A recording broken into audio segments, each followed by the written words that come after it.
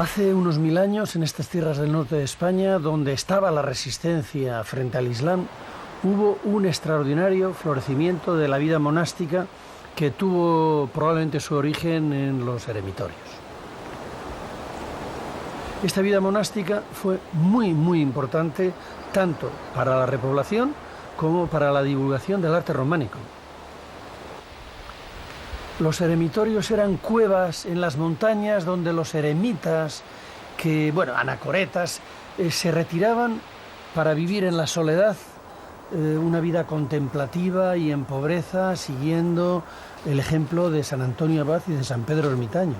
Esto que ven aquí es una cueva poblada en tiempos por un eremita. Estamos en Olleros de Pisuerga y como esta cueva, al lado de esta roca, había otras muchas. Había en aquellos tiempos del medievo, hacia el siglo VI, VII, VIII, una colonia de ermitaños que poblaron las cuevas al borde del río Pisuerga. Vivían diseminados y próximos. De aquí surgieron los monasterios. De la proximidad de unos con otros se agruparon y se formaron los monasterios.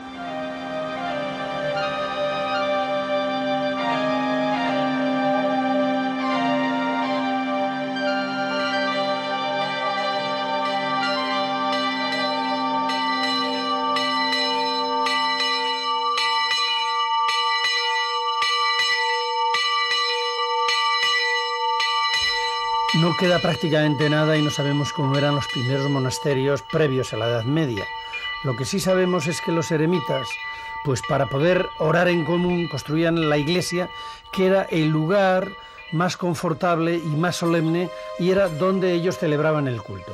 Este es el caso, por ejemplo, de esta iglesia de Olleros que estamos viendo, donde consiguieron excavar un gran espacio dentro de la roca que les sirvió de iglesia.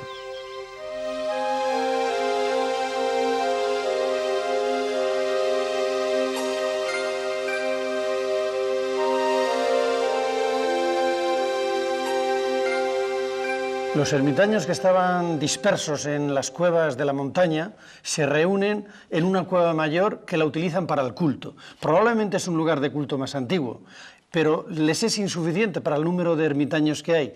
Entonces deciden cavar en las entrañas de la montaña, hacer una cueva mayor y darle un orden, darle un ritmo. Ese ritmo es el ritmo imperante en aquel tiempo. Es una iglesia románica, una auténtica iglesia excavada en la roca.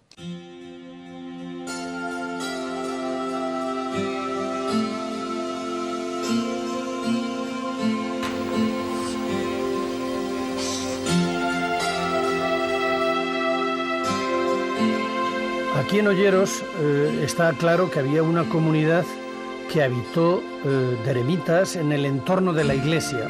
¿Qué fue primero, si las cuevas o la iglesia? Probablemente lo primero fueron pequeñas cuevas y posteriormente, aunando esfuerzos entre todos, hicieron esta iglesia excavada dentro de la roca. Por eso se la llama iglesia rupestre.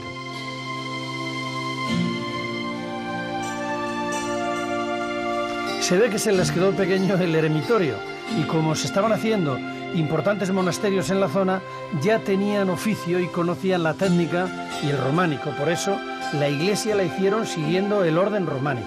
Esto es, labraron arcos fajones, arcos de medio punto, a lo largo de la nave de la iglesia. No eran necesarios, pero sí marcaban un ritmo y un estilo.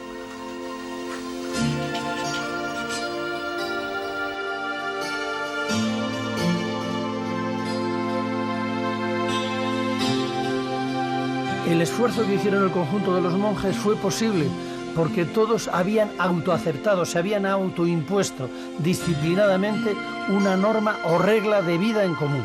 Esta regla es la base de la eficiencia.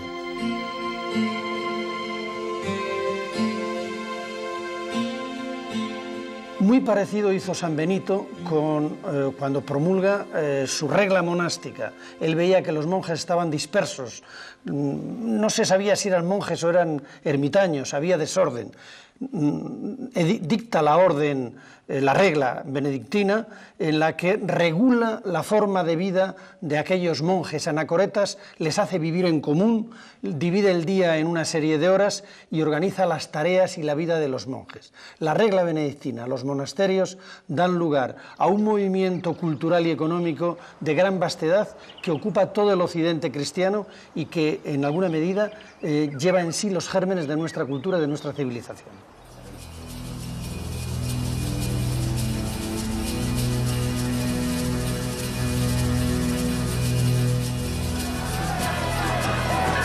¡Dios los bendiga, caballero! ¡En marcha!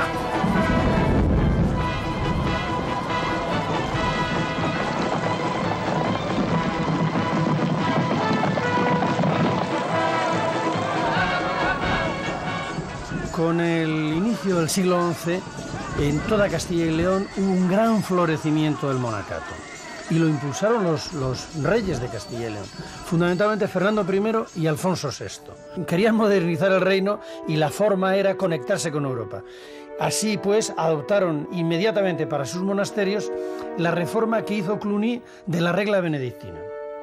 Pero fue el Concilio de Collanza, a mediados del siglo XI, donde se estableció, pero por decreto, que todos los monasterios benedictinos tenían que someterse a las reglas de Cluny y a ponerse en contacto con Cluny.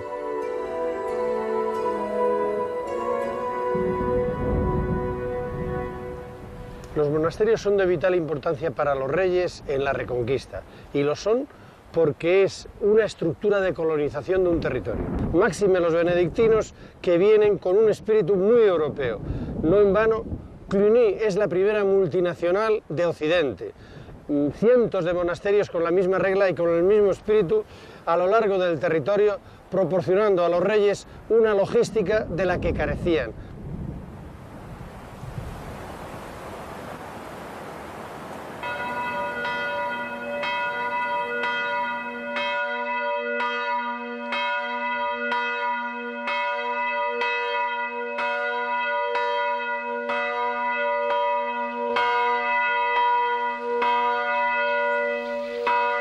El monasterio que mejor se conserva de todos y el no va más, es el monasterio de Silos. Primero fue visigodo, después lo reconstruye Fernán González, lo destruye Almanzor y es con Santo Domingo de Silos y la ayuda del rey Fernando I cuando se hace la gran reconstrucción y probablemente, casi seguro, el claustro bajo se construye con esta magnificencia y calidad que todos conocemos.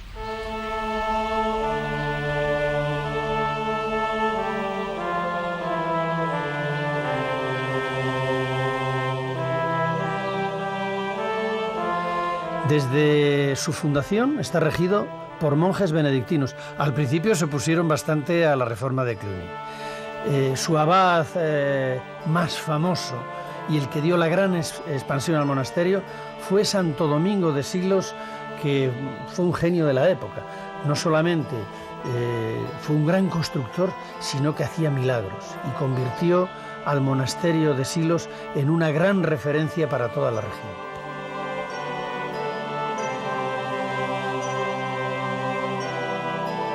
Así que gracias a Santo Domingo, pues dejó de ser un oscuro monasterio en el Valle de Tabladillo para convertirse en uno de los más importantes monasterios benedictinos de Europa, ¿no?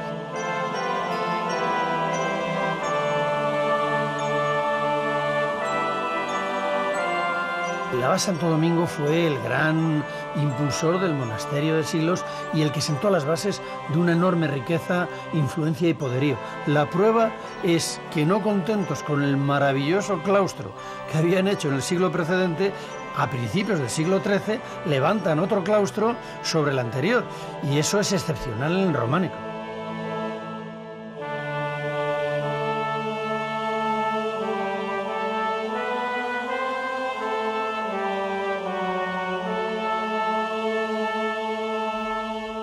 No hay más que ver el emplazamiento de Silos para ver que está en un descampado, pero la eficacia que tenían hacía que aquellas tierras que eran yermas, puestas en producción y en organización, pues eran rentables. Y alrededor del monasterio surgían enseguida poblaciones.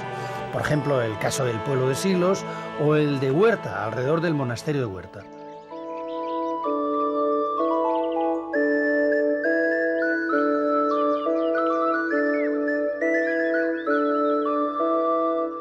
Fue por esta eficiencia repobladora por la que los monasterios tuvieron tanto apoyo de los reyes y de los nobles, porque en realidad eran la punta de lanza de la colonización de los territorios que eran reconquistados, que les quitaban a los árabes y que tenían que poner rápidamente en funcionamiento.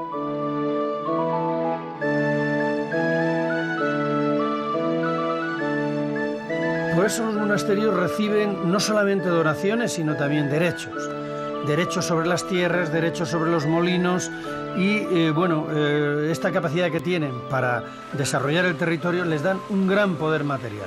Y este poder material a los reyes muchas veces les sirve de contrapeso del poder que tienen los nobles. Estamos junto a la columna del poder.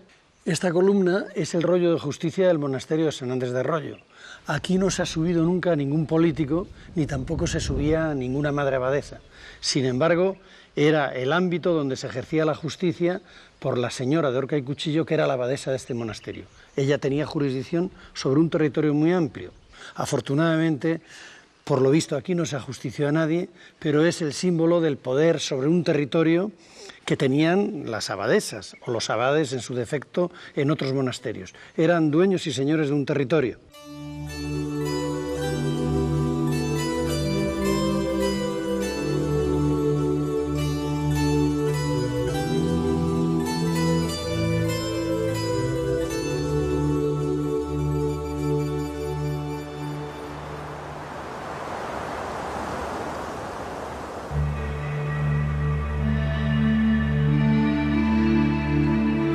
Cerca del monasterio de Silos están las impresionantes ruinas del monasterio de San Pedro de Arlanza, hoy arruinado por culpa de la desamortización, pero que es una de las glorias de Castilla. Fue fundado en el año 912 por el conde Fernán González.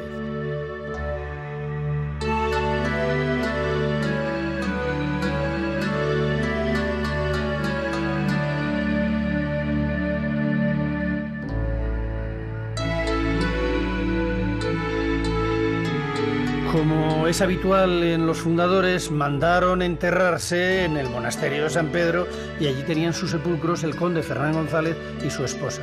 Afortunadamente, con la desamortización, corrían peligro y se trasladaron para preservarlos a Covarrubias, en la Colegiata, donde reposan. Por cierto, muy cerca de la casa donde habitaron.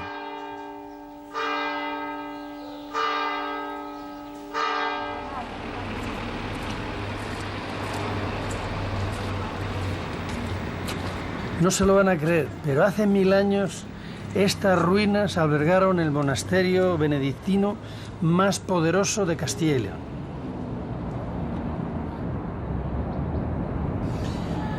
Sus dominios se extendían desde Toledo hasta el Cantábrico. Estaba bajo la advocación de San Facundo y San Primitivo, y a finales del siglo XI ya dependían de él 130 monasterios. Bueno, el monasterio estaba en la órbita de Cluny. Cluny era la gran multinacional monástica europea. Se construyó en parte con dinero español. Era el que le mandaban los reyes Fernando I y Alfonso VI de lo que recaudaban de los parias, es decir, las parias, que eran los tributos que cobraban a los reyes moros por no darles caña, ¿no? No solamente era una multinacional en la construcción, porque venía dinero de todos los países, sino en el mantenimiento. Cluny se sufragaba y se sostenía con dinero que le enviaba cada monasterio que dependía de él. Dependía para bien, porque se pasaban monjes de Cluny a los monasterios y se pasaba sobre todo el saber, el conocimiento, etcétera, etcétera.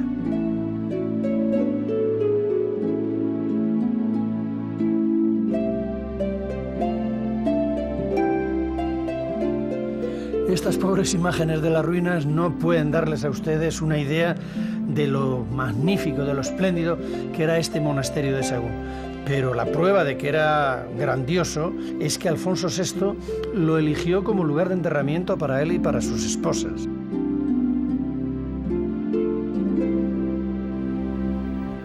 Bueno, no todo van a ser ruinas, no todo van a ser ruinas. Aquí tenemos un monasterio entero, el de San Pedro de las Dueñas.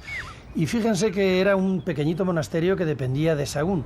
De él a la vez dependían más de 50 pueblos de León, Valladolid y Palencia.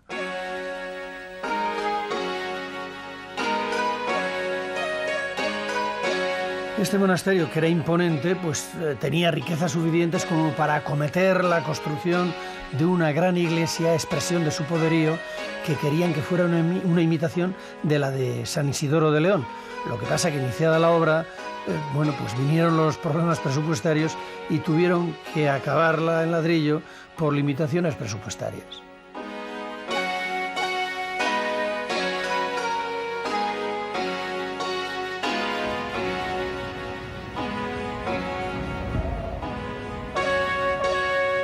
Aquí en Oña se levantó en el siglo XI el monasterio de San Salvador, que fue uno de los más importantes de Castilla y León. Dependieron de él 70 monasterios y 300 iglesias de la región. Y bueno, la leyenda de la fundación es fantástica porque atribuye a Sancho García, conde de Castilla, la erección del monasterio para hacerse perdonar el que mató a su madre, que a la vez le había querido envenenar a él porque ella quería casarse con un rey moro y desheredarle probablemente.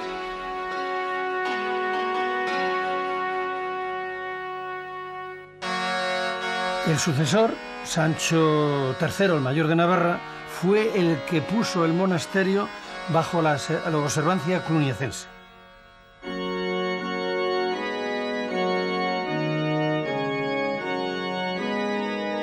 Como todos los monasterios importantes, pues fue panteón real en relación con los reyes de Castilla y Navarra. Están reyes de Castilla, el conde don Sancho, la esposa doña Urraca, el infante don García, el rey Sancho de Castilla y sobre todo el más importante, el rey Sancho el mayor de Navarra. Para la vida de los monasterios es fundamental el mecenazgo, lo que hoy se llama el mecenazgo, la relación directa con la nobleza y sobre todo con la realeza. Los monjes, con sus oraciones y sobre todo enterrándoles y luego rezando de por vida, garantizan la salvación de los reyes y de los nobles. Y estos a su vez les compensan pues dándoles rentas, dándoles fincas, dándoles privilegios, de forma que los unos garantizan la vida confortable a los otros y los otros garantizan la salvación eterna de las almas de los benefactores.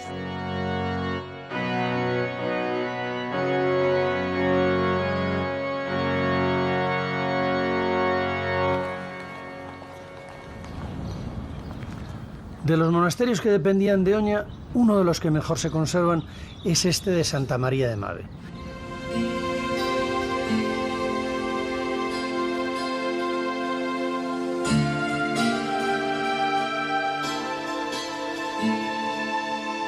Es un monasterio del siglo XII que tiene una particularidad, es de una gran pureza de líneas, sus tres ábsides, el cimborrio, un monasterio perfecto, ¿no? Y bueno, tiene una particularidad, que a pesar de ser monasterio benedictino, en los capiteles, en la labra, en el espíritu, tiene mucho del espíritu cisterciense.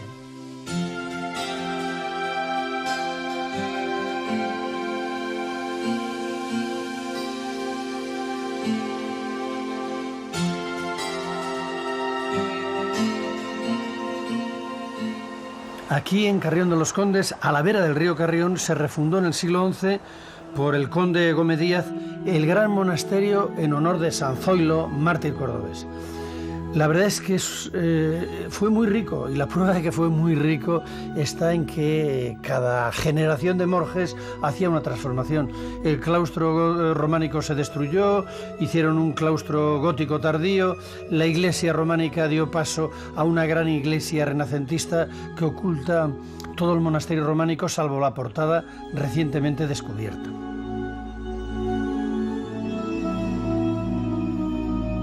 Dan prueba de la importancia y del poderío que tenía el monasterio los sarcófagos que hoy en día se exhiben en esta iglesia renacentista, que sustituyó a la románica, y donde están enterrados los nobles, fundamentalmente los pertenecientes a los Beni Gómez de Carrión de los Condes.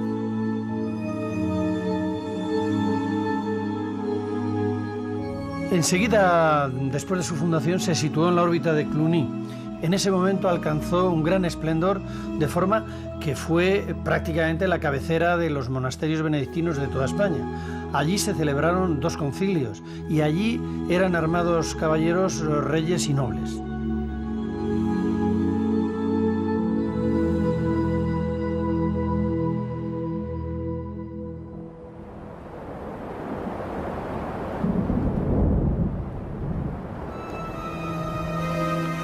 Los monasterios tenían cada vez más poder y más control sobre el territorio. Esto provocaba el descontento de los campesinos. En concreto, en Sahagún se sublevaron por 2 veces, en el siglo XI y en el siglo XII, contra el poderosísimo monasterio de San Benito.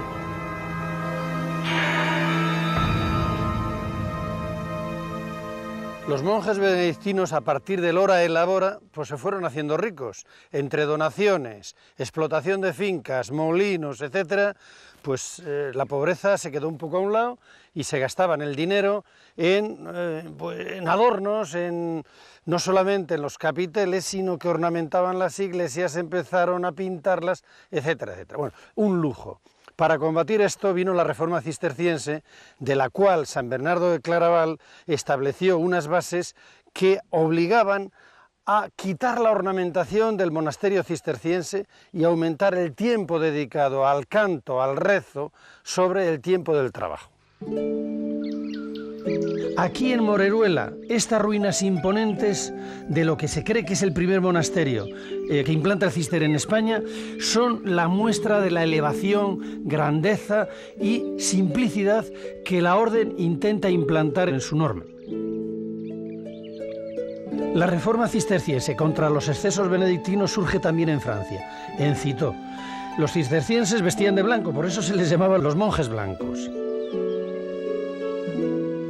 El Cister sigue también la regla de San Benito, lo que pasa es que son mucho más rigoristas.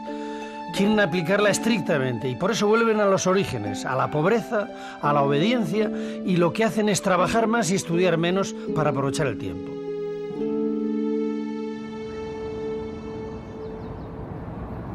La multinacional cisterciense funcionaba como una federación. Cada casa tenía su autonomía, pero luego se reunían todos los abades cada año para distribuir en común las cargas y los beneficios de toda la orden y para ayudarse mutuamente. El Cister contó enseguida con el apoyo de la realeza y de la nobleza. Hombre, los reyes, la monarquía, necesitaban lugares dignos para el recogimiento de las solteras y las viudas de la familia real, con criadas y todo, evidentemente. De ahí la importancia y la grandeza de los monasterios que hicieron en Castilla y León, sobre todo Alfonso VIII, con las huelgas reales, donde se fue retirando la parte femenina de la familia real. Bueno, este es el motivo de fundación, y hay otro también, claro. En la carta fundacional, Alfonso VIII también señala que deseaba obtener en la tierra la remisión de sus pecados y después un lugar con los santos en el cielo. Hombre, rey en la tierra y salvado en el cielo. De eso se trataba. Y aquí han reposado durante 800 años el bueno del rey Alfonso, su esposa doña Leonor y muchos reyes de Castilla. Bueno, en paz no, porque las tropas de Napoleón levantaron las tapas de los sepulcros para saquearlos en busca de las riquezas y tesoros que escondían.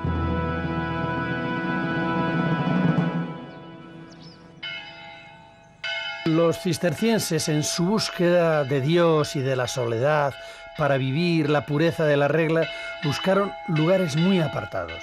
Por ejemplo, este es el caso de Huerta, enclavada entre los reinos de Castilla y de Aragón. También se atribuye la fundación a Alfonso VIII.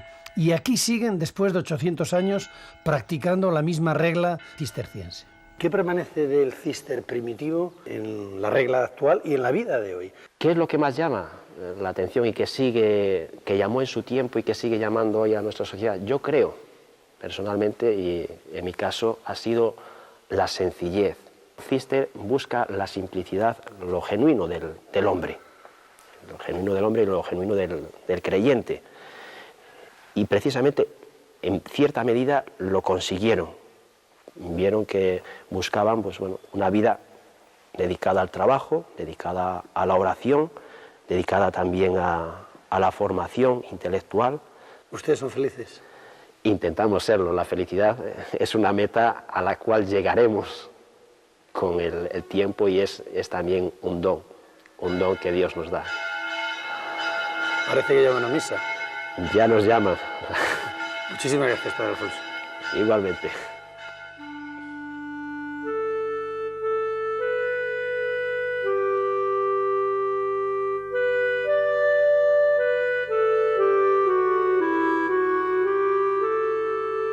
Esta soledad en que se emplazaban los monasterios imponía, frente a un cierto individualismo que tenían los benedictinos, una vida compacta, donde la regla se aplicaba muy estrictamente y esta primacía de la oración y de la vida espiritual y del trabajo, sobre todo los demás, les hacía vivir con una gran eficacia la regla. Este es el caso del monasterio de San Andrés de Arroyo, monasterio femenino del norte de Palencia, en el cual, vamos, nunca abandonaron, ni siquiera en la desamortización, las monjas el monasterio.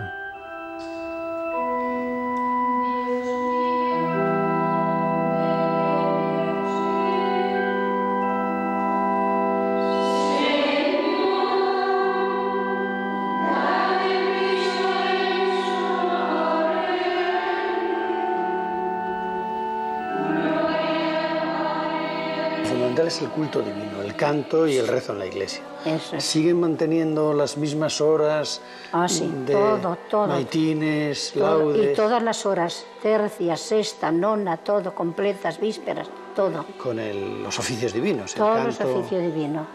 En realidad esa es la esencia de la vida monástica, ¿no? Esto divino. es lo principal en la vida monástica. Si esto perdemos, lo hemos perdido todo. ¿Y ustedes son felices aquí? Ay, felicísimas. O sea que el Y mundo... no cambiaría mi vida, no cambiaría ni esta orden, ni estas hermanas, por nada.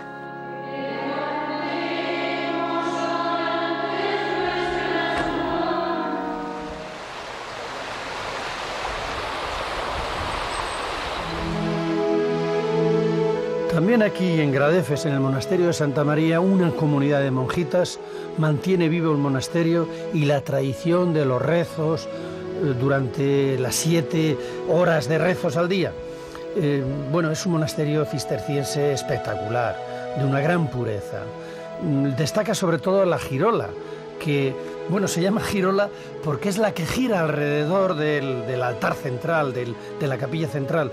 Son 7 tramos abovedados de crucería que dan continuidad a las naves laterales y permiten, bien sea la procesión o bien sea la peregrinación.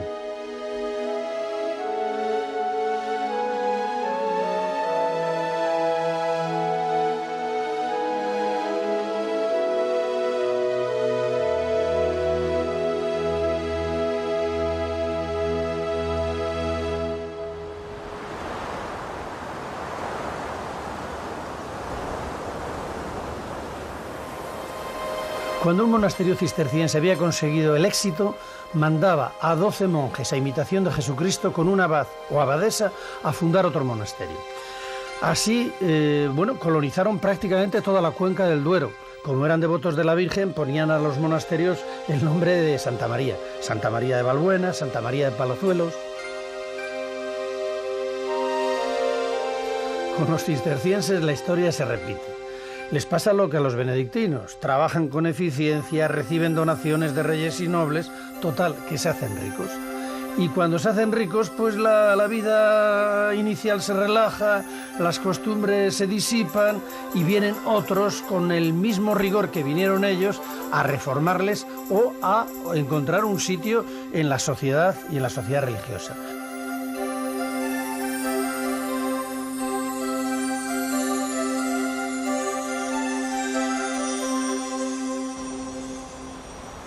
No solo surgió el císter en Francia, también surgieron los premonstratenses o mostenses en el siglo XII. Estos seguían más bien la regla de San Agustín y eran canónigos regulares. Cantaban, pero vivían fuera del monasterio y se dedicaban a las parroquias. Este monasterio de Aguilar de Campo fue uno de los más importantes de los más de 30 que llegaron a tener en toda España.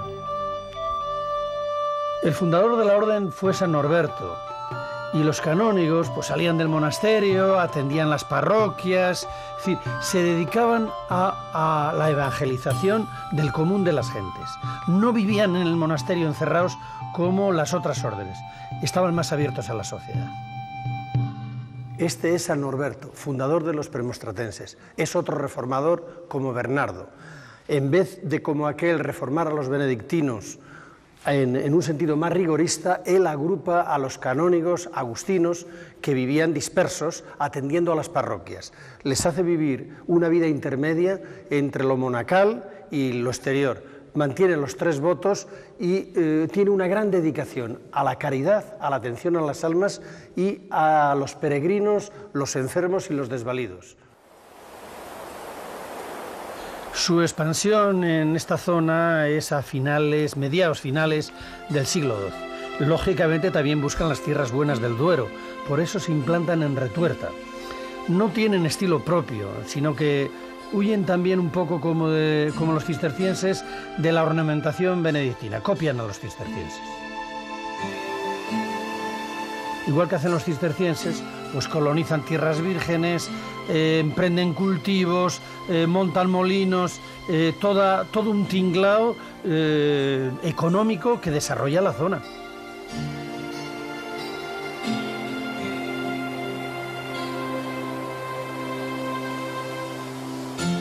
También estos son una multinacional. Tienen una red de monasterios conectados y llegan a ser, entre abadías y prioratos, hasta 1.300 en toda Europa. Con el tiempo, la orden se relajó y les pasó de nuevo lo que a los benedictinos. Y posteriormente a ellos vinieron otras órdenes puristas para sustituirles, para aplicar la regla con más rigor, los trapenses, o también para predicar, para abrirse a la sociedad, los dominicos, y también para dar ejemplo de pobreza, los franciscanos. Pero esto ocurrió ya después del románico, en los siglos XIII y XIV.